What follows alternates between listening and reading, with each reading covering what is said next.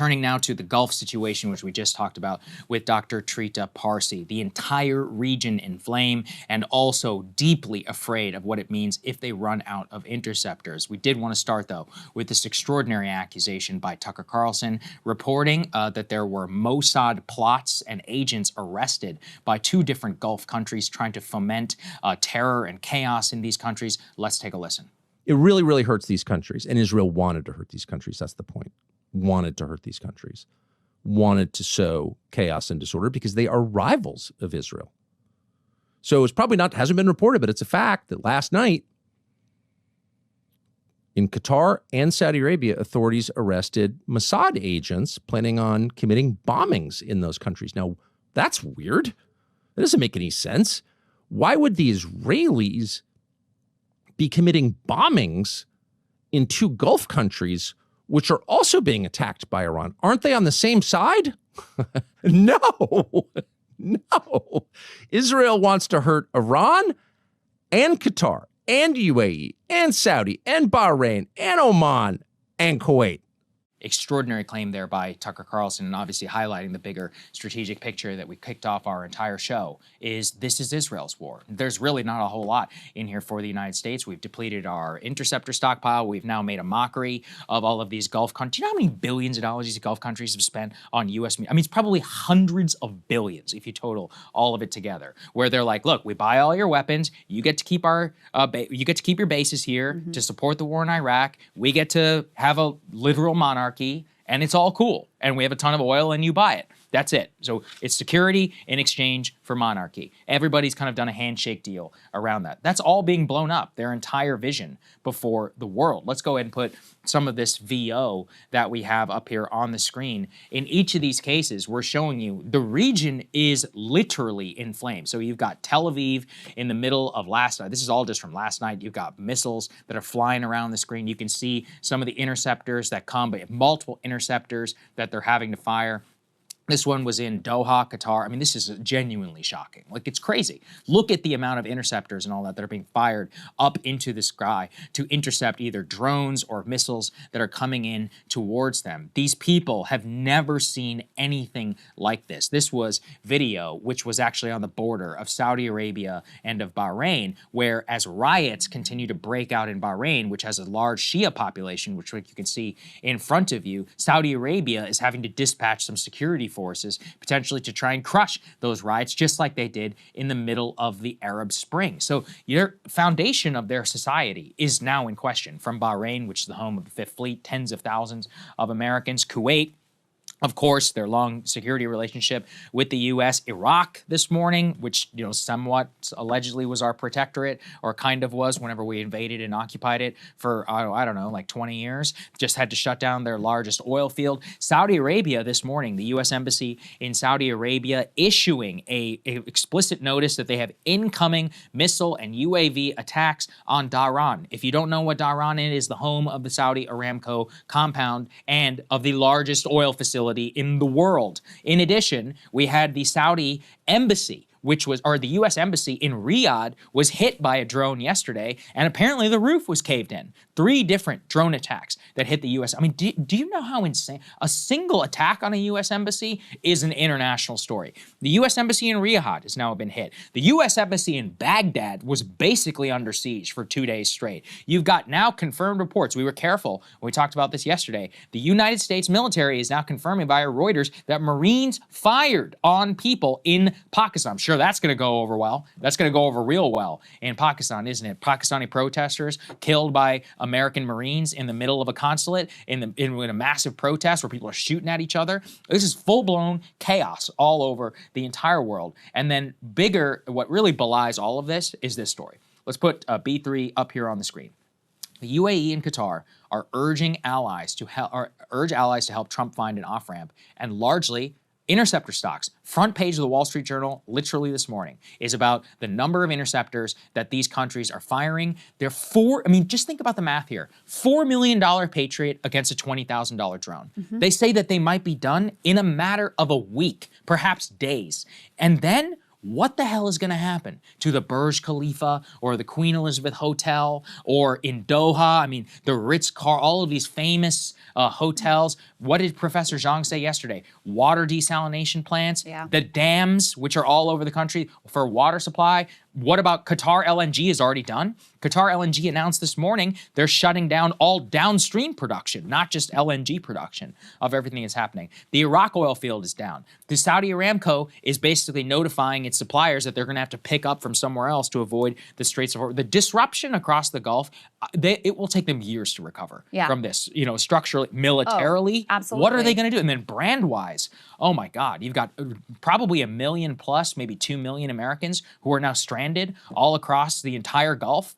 I mean, these are like very rich people, like oil. I used to live there. I'm telling you, like I went to the American School of Doha. Every other kid is like, oh, my dad works at Exxon or whatever. Imagine you've been living there for a decade. You're drinking margaritas at the Intercontinental Hotel, and the next day you are literally trying to get the hell out of the country, but you can't. You literally can't. All the people who go and vacation there, again, very high-end luxury. Like, do you think that they're going to be rushing back for their Dubai vacation after seeing luxury hotels going up in flame? And this is what their whole economy and image is built around. So that's why it's so long-term devastating to them. To your point, Sagar, about that Wall Street Journal front page article on the interceptors math, which again, Marco Rubio himself came out and was talking about quite openly yesterday. Now, Donald Trump put on a Truth Social post saying that we could do war forever and it wouldn't be a problem. I'll ask you to, which version you'd believe.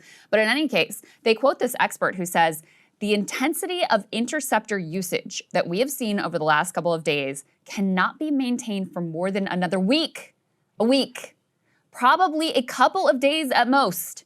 And then they will feel the pain of interceptor shortage. That is from Fabian Hoffman, a missile expert at the University of Oslo. So that's where we're at. And the Iranians, number one, they have an asymmetric interest in this fight. So of course they're outmatched by the amount of firepower that we have in Israel and all of our allies, all the weapons we've sold them over the years, blah, blah, blah. But they have one thing going for them, which is that it's truly an existential struggle. This means so much more to them. I mean, how much do you care about this? You just probably want us to end this war, right? They know that this is truly, truly existential for them. We couldn't defeat the freaking Houthis, right? Armed with much cruder arms and much lower level of supply, because ultimately at the end of the day, we didn't care enough to be able to, when they saw the fight as more important. We spent 20 years in Afghanistan with all of our weaponry and a ground invasion. And at the end of those 20 years, when we left, guess who came back into power? The Taliban. Why? Because they cared much more than we did. That's what really has screwed us. That is the lesson that should have been learned over all these many years. When you are attacking people's lives, when you're attacking a government, when you're threatening its existence, they will fight to the death. And the American people are not bought in for this at all. They are not willing to accept any of this pain. Like the 6 service members who have already been killed in action is 6 too many.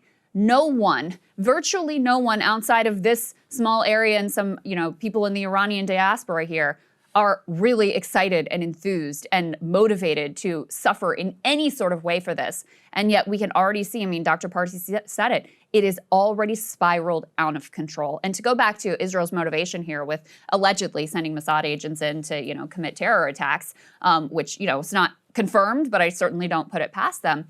The logic of that is that not only do they have an interest in just sowing chaos everywhere, we're going to talk to Scott Horton about how they're now openly advertising like, Turkey's next, after Iran, next threat is Turkey. But also they want to create these false flag attacks so that the Gulf states are fully bought into the war too, that they also want to fully engage. So that's what Israel's constantly pushing for us and for all of the GCC to be fully into this war. That is what serves their interest, and so that is what they're trying to foment. Right. Put C4 up there on the screen just to highlight, again, the problem and why this has really diminished the United States. This is from the Middle East Eye. U.S. is stonewalling requests by Gulf states to replenish interceptors. One Gulf state sought reassurances on U.S. commitment to air defense when discussing access to its bases. Again, by the way, Qatar and the UAE highly dispute that original Bloomberg report. They're like, we're fine. We have plenty of interceptors. Apparently, that's the new line. Donald Donald Trump actually put out a Truth Social in the middle of the night. Let me read it to you, because this is actually one of the most unhinged, dangerous things that he has said. Maybe we'll add this in post. The United States munitions stockpiles have, at the medium and upper grade, never been higher or better. Not true. As we stated to me today, we have virtually unlimited supply of these weapons. Not true. Wars can be fought forever, very successfully. Yes, but not with interceptors. Maybe with dummy bombs, JDAMs, and some bullets, but in that scenario, you're going to be taking a shit pot of casualties. Wars can be fought forever using just these supplies. At the highest end, we have good supply, but we are not where we want to be. Much additional high-grade weaponry is stored for us in outlying countries. That's the most dangerous part. Why? Because it means we have to go all in. We don't have that many of these interceptors. Yeah. If we want to go all in, say goodbye to Taiwan, say goodbye to Ukraine if you care about those places, say goodbye to any place in the world which may matter more than this tiny little country the size of New Jersey, which literally produces nothing, called Israel. And we are done. That's it. It's over in terms of U.S. geopolitical projection. Aren't they already talking about pulling a THAAD battery from South Korea? South Korea. South Korean state media right now. Yeah. Anyone want to tell me what trading partner South Korea is compared to Israel in terms of its rank? South Korea is one of the most developed economies in the entire world. One of the most important trading partners. Ever heard of this little brand called Samsung or any of these other places? Or, oh my God, I mean, I could go on forever of its importance. Not that anybody in the U.S. apparently even gives a shit. But yeah, THAAD battery out of that against, let's compare threats. One state has one of the world's largest standing armies, a literal nuclear-tipped ICBM capable of hitting the United States and frequently launches missiles against South Korea and Japan, two top trading partners, which are vitally important to the security of the U.S. That's called North Korea. The other one is called Iran. It has short-range and medium-range ballistic missiles. It doesn't have a nuclear weapons program, and it can't hit the United States. And if we'd done a deal with them, it pretty much wouldn't have mattered. Which do you think is more important to defend against? And has never started a war, and has never started a war, or at least directly against the United States. So which do you think, would you say, is more important to defend? But we're going to strip it from there. That's just one example. It's over. I mean, let me read you my interceptor math, because people really do not appreciate how dire all of this is. I have the direct numbers. These are from CSIS. In the 12-day war, the U.S. fired 150 THAAD interceptors to protect Israel. That was 25% of the whole U.S. stockpile. In the last 48 hours, we have fired, we don't really know, probably, several dozen at the very least. In 2025, how many new interceptors do you think that we got? 10. 12. 10 One a month. The year before. So 10 to 12 in the last 2 years. So we fired more than quintuple in a single 12 days than we've acquired in a 2-year period. It's over. You can't manufacture these things. It costs millions of dollars. The defense supply chain is screwed. And for all the $2 trillion that we spend on this, it's funny. I was listening to this CSIS expert. The NPR person is like, but where does all the money go? And he's like, well, most of the money's on TRICARE, which is like welfare for all of these services and healthcare programs and subsidies. Yeah. It doesn't actually go to a lot of the critical weapon systems, despite the fact that people have been warning about this for years. By Trump's own admission, the Patriot missile battery, they say in there, the UAE and the Qatar, they were like, can we get more Patriots? And they're like, oh, we gave them all to Ukraine. Sorry, they're all gone. We literally gave them all away. The Europeans, they can't give you anything. They shipped it all already for the Eastern Donbass region. This is bad. And they're messing us up with those drones too. And I mean, that was one of the things Professor Zhang said yesterday, is that our military really was built for the Cold War. Yeah, he's right. It was built for flexing. It was built for performance of power. And it really has not been, reimagined for modern warfare. And so, look, the Iranians learned from the 12-day war. So, okay, we're going to shoot off our, lower tech missiles and use these drones that can, evade. Some of them will evade your interceptors, and we're gonna bet that we can outlast you. Now, let me tell you the other side. The other side of that is that the U.S., look, they're bombing the hell out of Tehran right now. Their goal is to destroy all of the missiles, destroy all of the missile launchers, so that Iran can never make it to that point. Iran is not capable of, outlasting, because their capabilities have been so severely degraded and destroyed. And that is certainly a possibility. That is the bet that they're making. But look, already what Iran has been able to do by saying, basically, fuck it. We're throwing everything against the wall. We are putting all our chips on the table. We are all in. The economic damage, the brand damage in the Gulf, the chaos, the attacks on the U.S. embassy, the humiliation, really, truly, of the U.S. Our fighter jets are dropping out of the sky, which, by the way, there should still be a lot of questions about what the hell exactly happened there and whether that was truly friendly fire or not, because if it was, I mean, it's insane anyway. But the level of humiliation the U.S. has already suffered here is truly incalculable. And, and the Iranians are like, no, we're not going to negotiate with you. We need to exact some pain because otherwise you will never leave us alone. So we are going to do everything we can to make you suffer. And there is zero appetite for suffering on the U.S. Also, part. new update just while we were filming Donald Trump. Their air defense, Air Force, Navy, and leadership is gone. They want to talk. I said too late. Great. Oh, yeah. I'm sure we take his word for it. But no, I'm just like... He's such a liar. Regardless of what is being... maybe they probably said, no, we don't want to talk at all. But him saying, nope, we're not going to talk at all. We're going to go full on. So this is it. I mean he's lying. Based on other reporting, they rejected it. And so he's trying to, you didn't fire me, I quit. That's what he's doing here. But regardless, the situation is the same. There's only one logic from here. If you know you're going to run out of interceptors, then you got to bomb the shit out of the country and to try and flatten and destroy it, collapse it into civil war. Well, okay, what comes next? What's going to happen after that? Massive refugee crisis, huge civil war. It could bleed all into the rest of the Gulf. These drones aren't going anywhere. You've got hundreds of thousands of people with a bunch of guns and military training, and we don't have a ground force there to do anything about it. So what do you think they're going to do? You think they're just going to take it, sit and lie down? By the way, they just attacked the Iraqi Kurds this morning in order to try and preempt some sort of attack by them. Oh, wow. So we're already going cross-border. Well, and here's the other thing, bigger picture in terms of so we know public sentiment in the U.S. is against this war overwhelmingly. Look, the Republican base is going to go along with it by and large, but the rest of the population is like, what the hell is going on here, right? And you even hear Democrats. The Democratic rhetoric has already shifted from being so extremely lame at the, especially at the top levels, to now after those Rubio comments, I'm hearing Democrats like Mark Warner saying some things about Israel I never thought I would hear in my entire life. So that they are already reading the political writing on the wall here. But you also have to think about the populations in the region where, to Sagar's point, these are monarchies. Like, these are not representative democracies. And they've made some noise about, the Palestinians, yes, we support a two-state. But their populations, many of whom truly do support the Palestinian cause and truly are disgusted with the genocide in Palestine and the, annexation of the West Bank and all of that, they do not agree. They see the fecklessness. They see the game that their leaders are playing. So you also start this war at a moment of a low point in regional public opinion, both about the U.S. and about Israel, which is why, you see multiple of our embassies being attacked. In Pakistan, the fact that U.S. Marines were shooting civilians, attacking the U.S. embassy in Karachi. I mean, this in and of itself is just that one thing is an absolutely insane event. And then you've got, mobs at the Baghdad embassy as well. I mean, this is a moment when most of the population in the region, look, they're, typically not too crazy about us. They hate our freaking guts and they hate the Israelis. And that's the moment when you're going to ask them to bear the pain of their countries getting attacked. Their, the luxury hotels next to them getting blown up and their governments are on board with all of it.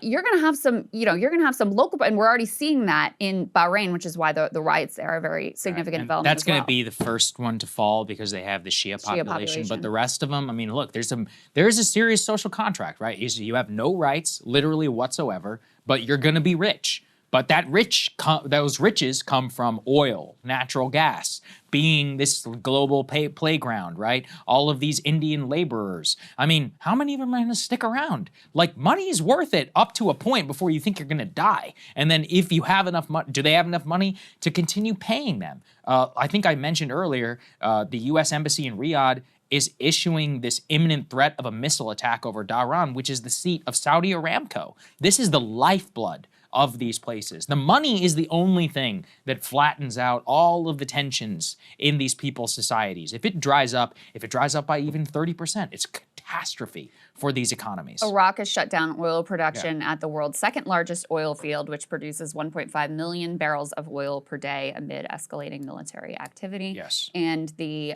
American government is telling Americans in the region, you should get out, but we're not going to help you. You're on your own. Can you imagine being stuck in Israel and you're like, hey, how do I get out of here? And you have to go to the U.S. ambassador's Twitter feed where he's giving you these minute instructions about how to catch a bus to the Sinai. And then when you get to the Sinai, use this link, which you have to pay to cross the border. And then when you cross the border, let's hope that you can, I mean, look, I've only been once, but I'm pretty sure that's not a very big airport in the middle of the Sinai Peninsula. Are they going to be, there's 700,000 Americans who live in, or at least 700,000 American citizens who live in Israel. Are they all going to be able to get out? And now imagine Dubai, Doha, what Trita Parsi said there.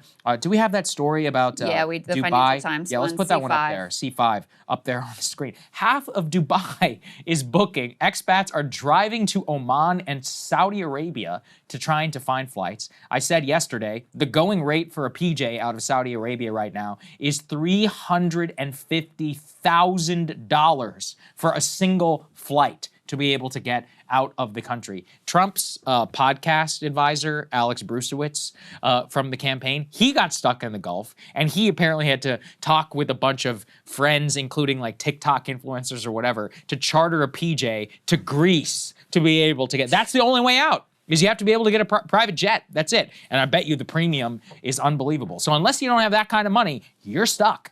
You're stuck for a long time down there. And they're basically, even the ambassador is saying openly, he goes, flights, even when they do reopen, will be extremely limited and they will be disrupted for a significant period of time. It could be months. That these people are completely stuck with missiles flying all over their head. Let's just put C7 up on the screen. This was some important reporting from DropSite. We've got, we saw Iranian drones, I think mostly, that attacked various hotels throughout the Gulf. And according to, sources that DropSite are in touch with, they say some of the buildings and hotels that were hit were specifically housing Israeli or U.S. personnel or intelligence operations, and that Iran pinpointed the locations has really caught the Americans and Israelis off guard, according to an Iranian official. So, that level of intelligence penetration too was apparently shocking to the Americans and to the Israelis. Mm-hmm. And let me say something, the Iranians are obviously attacking civilian infrastructure. They're attacking hotels. They're attacking 2 data centers now have been taken out. They're, they're attacking some of the oil infrastructure. They're claiming some of that is incidental or they didn't mean to or whatever, but there is no doubt they're attacking civilian infrastructure. We have zero ground. I don't even hear anyone complaining about it because we have zero ground to stand on. And that's the other thing, when you talk about the Pandora's box that was opened by Gaza and what is now on the table, right, is not just confined to us. We're not the only ones who are going to take advantage of this new law of the jungle where schools and mosques and hospitals and, water desalination plants and, wastewater treatment plants, where that is all on the table. Our adversaries are going to take advantage of that as well. And that has already, right now, in this moment, that has put Americans at risk, and that's part of why they are being urged to flee the region immediately. But being given no help in order to do that. And those 6 Americans, I think Hegseth had said, they were in a fortified facility. No, they weren't. Bullshit. Yeah, we just they saw were the in a triple wide trailer. Yeah. That's what they were in. They were in a triple wide trailer with concrete walls that were put in front of them because in their mind, they're protecting against suicide car, they call VBIDs, like vehicle-borne IED. Mm-hmm. It's not 2005 anymore. The IED, it comes from the air with a $20,000 drone, which crashed directly into it's called a Tactical Operations Center, also known as a TOC, and they all got blown up. Imagine that in a temporary trailer, totally unfortified. There's now an investigation as to why there weren't proper troops or there weren't proper air defenses or any of that put around them. Sitting ducks. It's beyond comprehension. These are 6 guys, their family. What are you going to tell their families? Who did they die for? What did they die? I hate to talk that way. I really do. But I do think, we have to say it viscerally in the middle of a conflict. Otherwise, we're going to get caught up in this Iraq war, freedom isn't free level bullshit. And no, we're not doing that this time around. Nope. We're not going to let them do that to us, because that's how we lost thousands, tens of thousands who were maimed as well. It really is just absolutely sickening.